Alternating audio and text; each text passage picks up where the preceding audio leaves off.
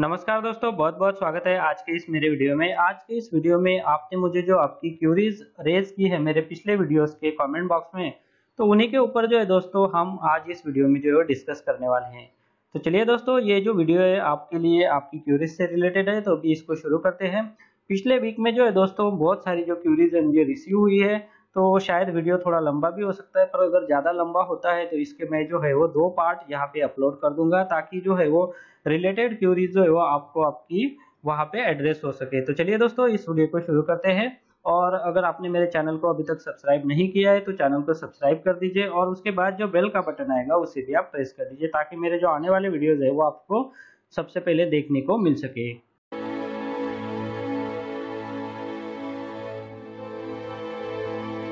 तो चलिए, सबसे पहले ये जो विजय कुमार गुप्ता जी का यहाँ पे एक कमेंट आया है उसके बारे में थोड़ा सा हम जानते हैं। तो यहाँ पे इन्होंने इनकी जो डेट ऑफ बर्थ है वो रॉन्ग है इनके यूएन में, तो इसके लिए जो है वो ईपीएफओ का जो गुड़गांव ऑफिस है वहां पर जो है वो डेट ऑफ बर्थ का जो सर्टिफिकेट होता है वो काफी बार भेजा भी है, पर इनकी जो डेट ऑफ बर्थ है वो करेक्ट नहीं हुई है।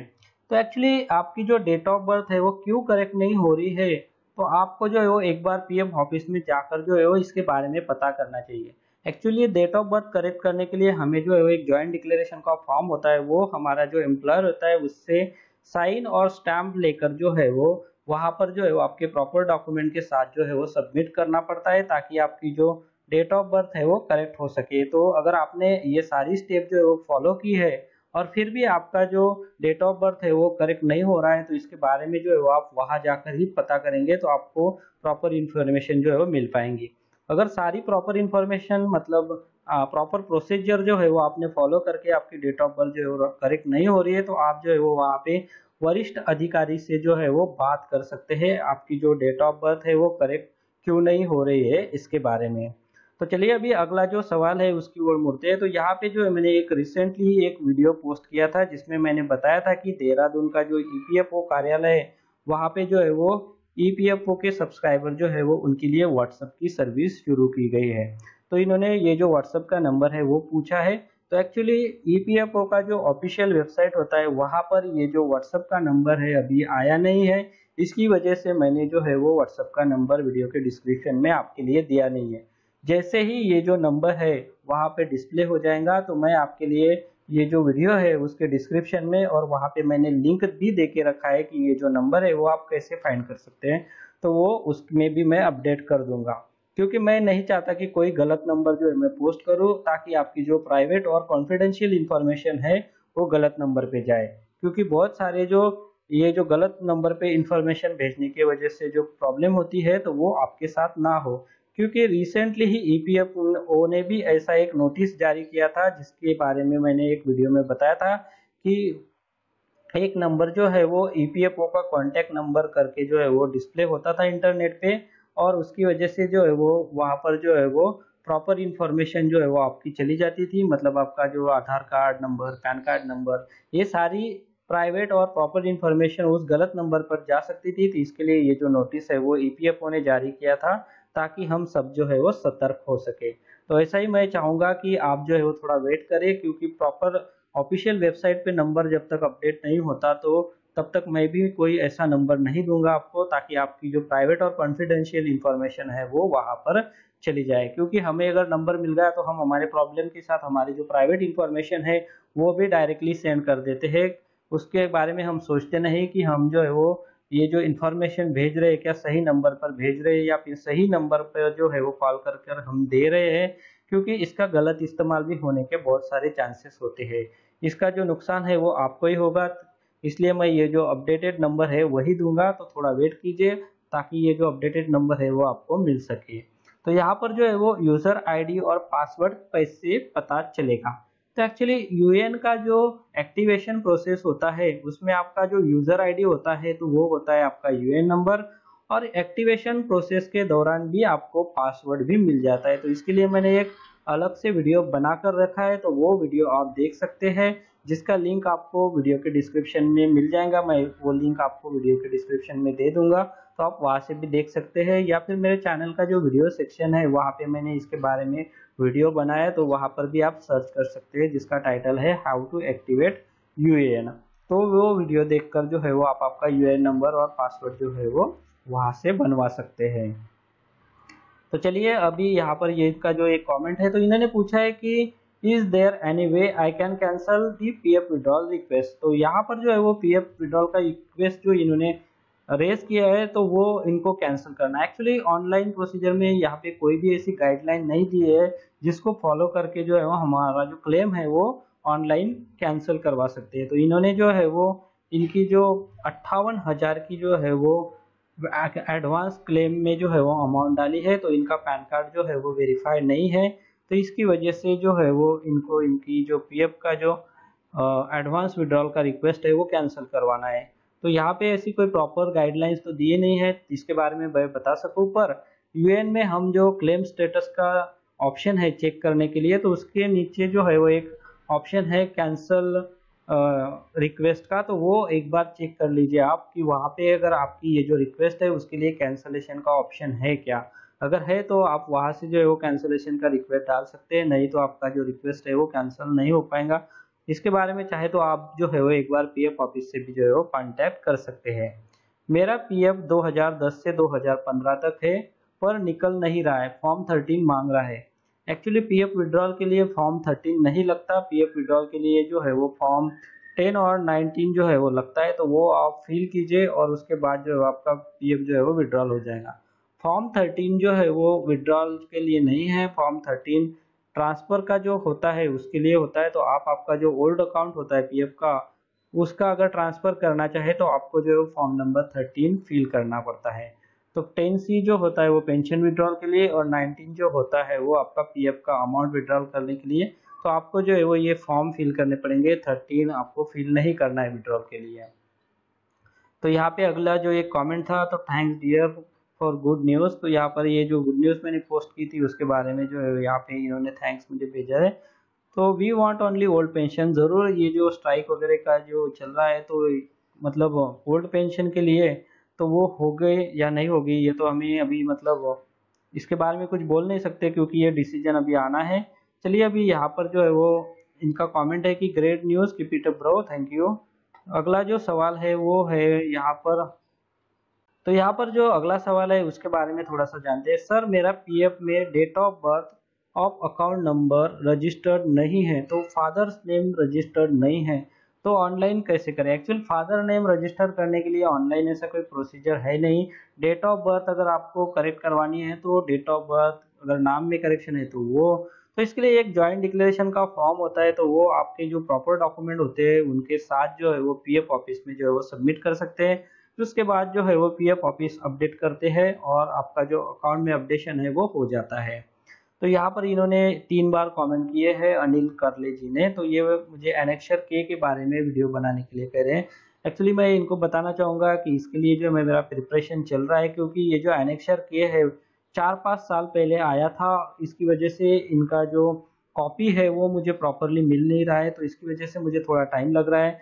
फिलहाल मैं इस वीडियो में बताना चाहूँगा कि जो एग्जम्प्टेड फर्म होती है उनके जो ट्रांसफर को लेकर जो प्रॉब्लम आ रही थी, तो उसके लिए जो है वो ये एनेक्सर के जो है वो इशू किया गया था ताकि ये जो ट्रांसफर से रिलेटेड डिले है वो ना हो सके और प्रॉपर गाइडलाइन जो है वो मिल सके। तो इसके बारे में जो है मैं एक अपडेटेड डिटेल वीडियो भी बनाऊंगा, उसके बारे में मैं अपडेट कर दूंगा आपको। तो यहाँ पे इन्होंने लिखा है कि प्लीज राइट इन इंग्लिश और तमिल। एक्चुअली तमिल तो मुझे नहीं आती, पर मैं ज़रूर आपके लिए इंग्लिश में जो है वो राइटअप भी वीडियो के नीचे दे दूंगा ताकि आपको जो है वो उसके बारे में इंफॉर्मेशन मिल सके। तो यहाँ पर जो है वो अगला सवाल है, सर मेरे आधार में और यूएन में मेरा सरनेम ध्रुव है, तो ध्रुव का स्पेलिंग जो है वो DHRUW ऐसा इन्होंने बताया, और पैन कार्ड में जो है वो DHRUV ऐसा है। तो यहाँ पे इन्होंने लिखा है कि क्या मैं ई फिलिंग कर सकता हूँ, तो ई फिलिंग करने में कोई प्रॉब्लम तो ऐसा है नहीं, पर आप जो है आपका पैन कार्ड में जो नाम है वो करेक्ट कर लीजिए ताकि आपको जो फ्यूचर में कोई प्रॉब्लम हो ना जाए। तो इसके लिए मैं आपको सजेस्ट करूंगा आप जो आपके पैन कार्ड में जो करेक्शन करवा लें, और उसके बाद जो है वो यहाँ पर यूएन में वगैरह में भी आपको जो लिंक करने का जो प्रॉब्लम है वो नहीं आएगा। इसके लिए मैंने प्रॉपरली वीडियो बना के रखा है, तो यहाँ पर देखिए। तो ये जो वीडियो है इसके बारे में मैंने डिटेल में बताया कि आप किस तरह से आपके पैन कार्ड में जो है करेक्शन करवा सकते हैं। तो ये वीडियो आप फॉलो कर कर जो है वो आपके पैन कार्ड में करेक्शन भी कर सकते हैं। तो यहाँ पर इनका एक सवाल है मिस्टर एजाज मोहम्मद का। तो ये पूछ रहे हैं, सर मेरा भी पैन कार्ड में स्लाइटली स्पेलिंग मिस्टेक है, जैसे मेरे आधार में मोहम्मद एजाज है और मेरे पैन में मोहम्मद एजाज है। तो यहाँ पे ई और ए का एक डिफरेंस है, तो इसकी वजह से जो है वो इनका जो यूएन में जो पैन है वो तो वेरीफाई नहीं होगा। तो इसके लिए मैंने एक प्रॉपर वीडियो भी बना के रखा है कि आप किस तरह से जो है वो आपके पैन कार्ड में जो है वो करेक्शन करवा सकते हैं। तो ये देखिए, ये जो वीडियो है यहाँ पर मैंने ये जो प्रॉपरली पैन कार्ड में किस तरह से करेक्शन करवाना है वो, उसके बाद में हमारा जो इनकम टैक्स डिपार्टमेंट का जो प्रोफाइल होता है तो उसमें हम करेक्शन करवाने के लिए कैसे रिक्वेस्ट डाल सकते हैं, तो इसके बारे में इस वीडियो में जो है वो डिटेल बताया। तो आप वीडियो फॉलो करके जो है वो आपका करेक्शन करवा सकते हैं। तो यहाँ पे जो है वो नेट में साइट कौन सा है, रिप्लाई। एक्चुअली इनको जो है वो कौन सी साइट चाहिए, मतलब पैन की चाहिए, यूएन की चाहिए, तो इसके बारे में इन्होंने जो है वो डिटेल में नहीं बताया था। तो इसके बारे में मैंने इनसे सवाल भी पूछा था कि आपको कौन सी साइट चाहिए, डिटेल में बताए। तो यहाँ पे इनका जो है वो रिप्लाई नहीं आया है। तो अगर इनका रिप्लाई आता है तो मैं उनको कमेंट में जो है वो रिप्लाई कर दूंगा। तो बहुत सारे जो कमेंट है उनके मैंने यहाँ पर जो है वो सवालों के जवाब देने की कोशिश की है। तो चला ये अगला जो कमेंट है वो देखते हैं हम। तो ये जो कमेंट है, मेरा पीएफ नंबर कैसे पता करूं, प्लीज हेल्प मी। तो एक्चुअली पीएफ नंबर जो है वो कंपनी बंद पड़ गई है, तो उस केस में जो है मैंने ये जो वीडियो है कि इसमें जो है आप आईटीआर फाइल कर सकते हैं ताकि आपको जो है वो आपका पीएफ नंबर पता कर सके। नहीं तो अगर हमारी कंपनी अगर रनिंग है तो हमें जो है हमारा पीएफ अकाउंट नंबर जो है हमारी कंपनी से मिल जाता है। हमारी जो सैलरी स्लिप होते हैं वहाँ पे भी हमें जो है वो मिल जाता है। पर जिन लोगों की सैलरी स्लिप नहीं आती तो उनको जो है वो पीएफ का नंबर पाने के लिए जो है वो उनके कंपनी से ही बात करनी पड़ेगी, क्योंकि कंपनी जो है वो हमारा पीएफ हर महीने हमारे अकाउंट में जमा करती है। तो कौन सा नंबर है उनके पास में जो है उनका पूरा का पूरा रिकॉर्ड रहता है। तो वहां से जो है आप आपका जो पीएफ का नंबर है वो ले सकते हैं। तो यहाँ पे इन्होंने दिया है कि sir when I tried checking my PAN card detail in IT filing website got an error message that PAN is active but details are not matching with PAN database. What should I do? Next to update my PAN card, please suggest। तो यहाँ पर इनका जो pan card का status है वो शायद inactive है, इसकी वजह से इनको ये जो प्रॉब्लम है वो आ रहा है। तो आप जो है वो एक बार ये जो पैन कार्ड से रिलेटेड जो कॉन्टैक्ट नंबर है हेल्पलाइन का, तो वहाँ पर जो है वो एक बार कॉन्टैक्ट करके देख लीजिए। फिर उसके बाद अगर नहीं होता है तो आप आपका जो पैन कार्ड का करेक्शन है उसमें अपडेट कर दीजिए ताकि आपको जो है वो आपका पैन कार्ड जो है वो एक्टिव में आ सके। तो यहाँ पर जो है भाई मेरा पीएफ बैलेंस 50,000 से कम है और मेरा पैन कार्ड भी नहीं लिंक, तो मेरा टैक्स कितना कटेगा। एक्चुअली मैंने इसके बारे में डिटेल में वीडियो बताया कि किस कंडीशन में जो है वो आपका टैक्स कितना कट सकता है। तो यहाँ पर इनका जो 50,000 से अमाउंट कम है तो इसकी वजह से जो है वो कोई भी टैक्स तो डिडक्ट नहीं होगा, क्योंकि अगर लेस देन 50,000 है तो टैक्स डिडक्ट नहीं होता। और अगर 50,000 के ऊपर है और अगर आपका जो सर्विस का ईयर है वो टोटल 5 साल नहीं है तो उस केस में टीडीएस जो है वो डिडक्ट होता है। इसके अलग अलग ये जो है वो प्रोसीजर है, तो उसके बारे में मैंने डिटेल में वीडियो बनाया है। तो आप वो वीडियो देखकर भी आपकी जो क्यूरी है वो सॉल्व कर सकते हैं। अगर एम्प्लॉयर अप्रूव नहीं करता है तो क्या करें। एक्चुअली इन्होंने जो ऑनलाइन रिक्वेस्ट प्लेस की होगी अपना नाम, डेट ऑफ बर्थ और वो सब करेक्ट करने के लिए, तो वो एम्प्लॉयर की तरफ से पहले अप्रूव होनी होती है, उसके बाद फील्ड ऑफिस से अप्रूव होती है। तो एम्प्लॉयर अगर अप्रूव नहीं कर रहा है तो आप जो है वो एम्प्लॉयर से बात कर सकते हैं कि क्या प्रॉब्लम है, किस वजह से जो है वो अप्रूव नहीं कर पा रहे हैं। तो आपको जो है वो आपकी क्यूरी का आंसर उनकी तरफ से मिल जाएगा। अगर ये करके भी आपका अगर अप्रूव नहीं होता है तो आप जो है एक ऑफिशियल ग्रीवियंस जो है वो फाइल कर सकते हैं, जिसमें आप जो ये अप्रूवल से रिलेटेड क्यूरी है वो मेंशन करके वहां पर जो है वो पोस्ट कर सकते हैं। तो यहाँ पे इन्होंने लिखा है प्लीज राइट इन इंग्लिश। तो जी हाँ, मैं आपके लिए मेरे जो वीडियो से रिलेटेड जो है वो एक इंग्लिश में भी आर्टिकल दे दिया करूंगा ताकि आप जो है उसके बारे में पढ़ सके और आपकी जो क्यूरी है वो अगर उससे रिलेटेड है तो वो सॉल्व भी हो सके। तो यहाँ पर अगला कमेंट जो है वो है कि I want to withdraw my PF account which is less than 40,000 but I am not able to link my PAN card, will I able to claim PF and pension and what will be the deduction।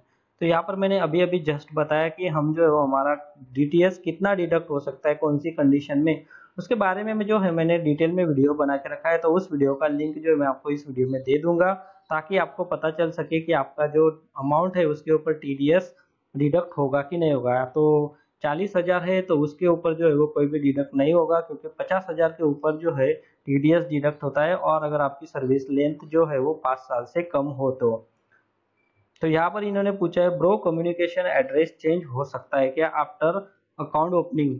तो जी हाँ, account open होने के बाद जो है वो अगर आपको आपका अकाउंट में एड्रेस चेंज करना है तो वो आसानी से कर सकते हैं, जिसके लिए ऑनलाइन और ऑफलाइन जो दोनों प्रोसीजर है वो फॉलो करके ये हो सकता है। अगर आप नेट बैंकिंग का इस्तेमाल करते हैं तो आप जो है वो आपका वहाँ से भी एड्रेस जो है वो अपडेट करवा सकते हैं, और बैंक में जाकर जो है वो भी कर सकते हैं। तो यहाँ पे इन्होंने पूछा है कि एक्सिस एंड आईसीआईसी में से कौन सा ठीक रहेगा। एक्चुअली आपका जो कन्वीनियंट ऑप्शन होता है, तो आपको जो बैंक है वो आपके नज़दीक कौन सी है, आपको आने जाने में कम से कम तकलीफ हो, तो वो सब चूज करके जो है वो आप आपकी जो बैंक है वो सिलेक्ट कीजिए, ताकि आपका जो अकाउंट है उससे रिलेटेड कोई क्यूरी रहे तो आप जाकर जो है वो सॉल्व कर सकते हैं।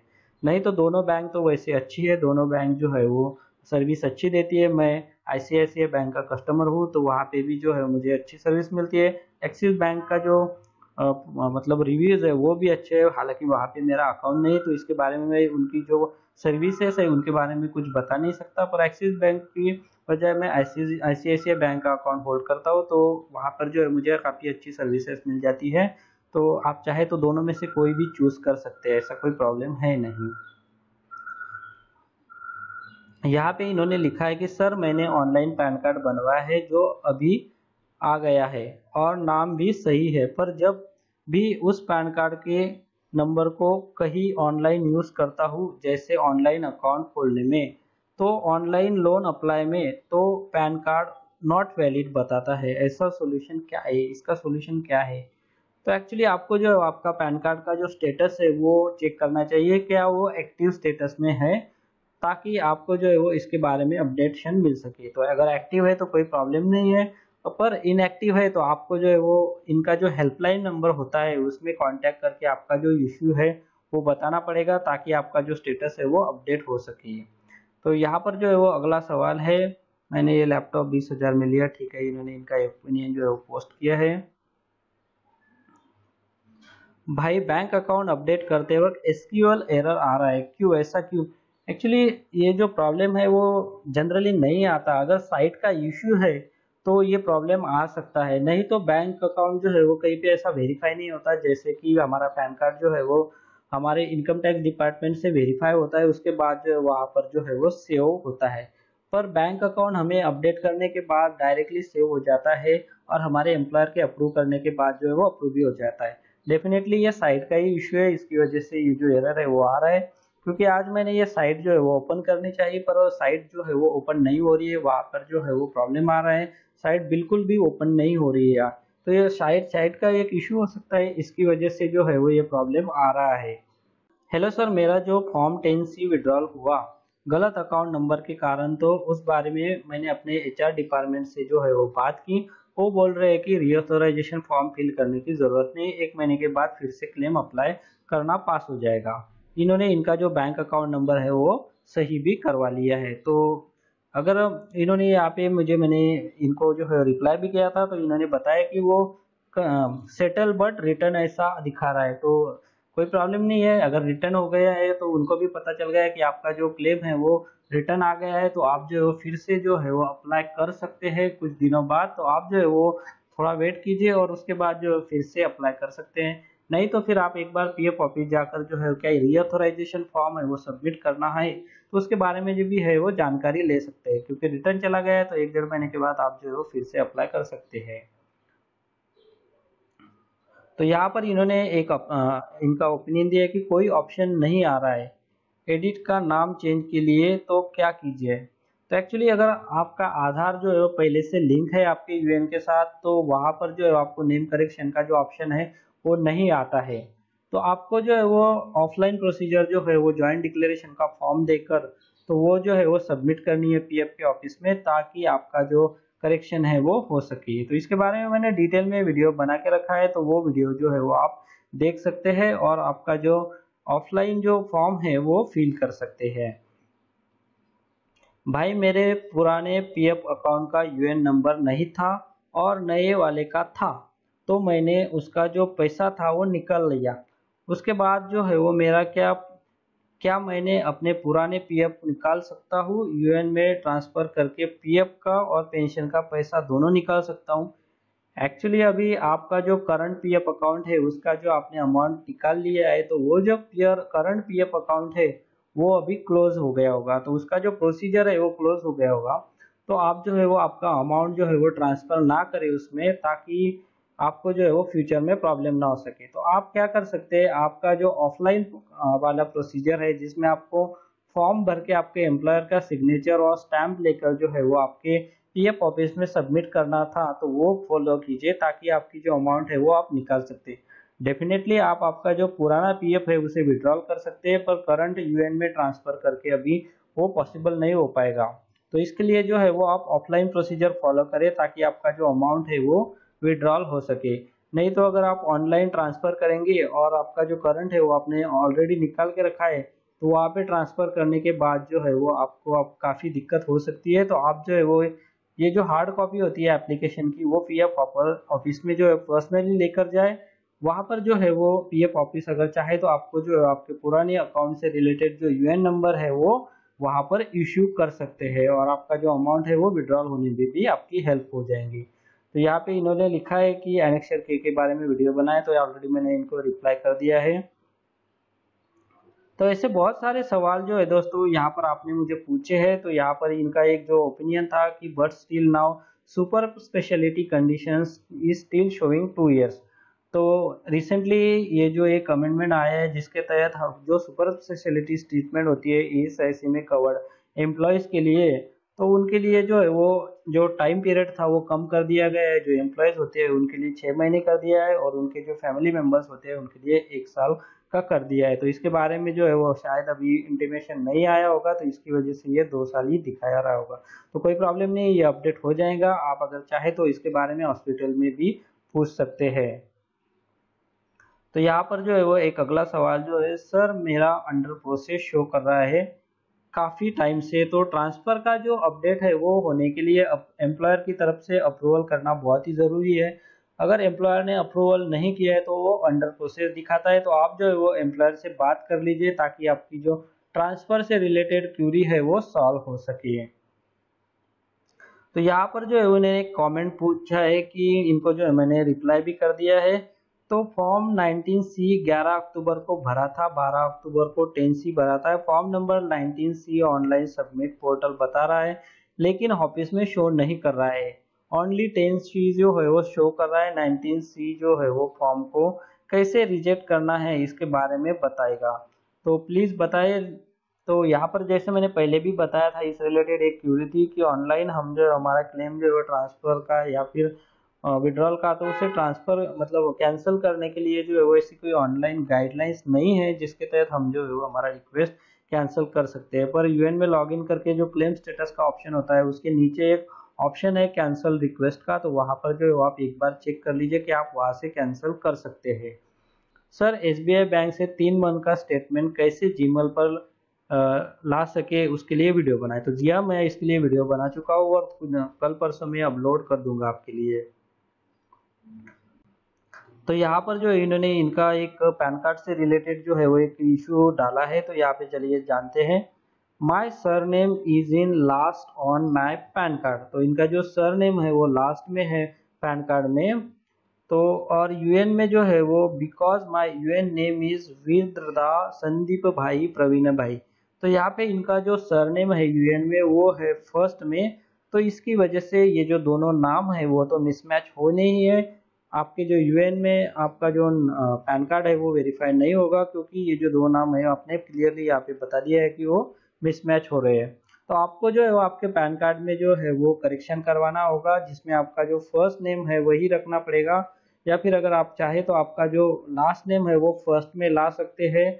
आपका जो सही नाम है उसके हिसाब से आप जो है वो अपडेट करवा सकते हैं।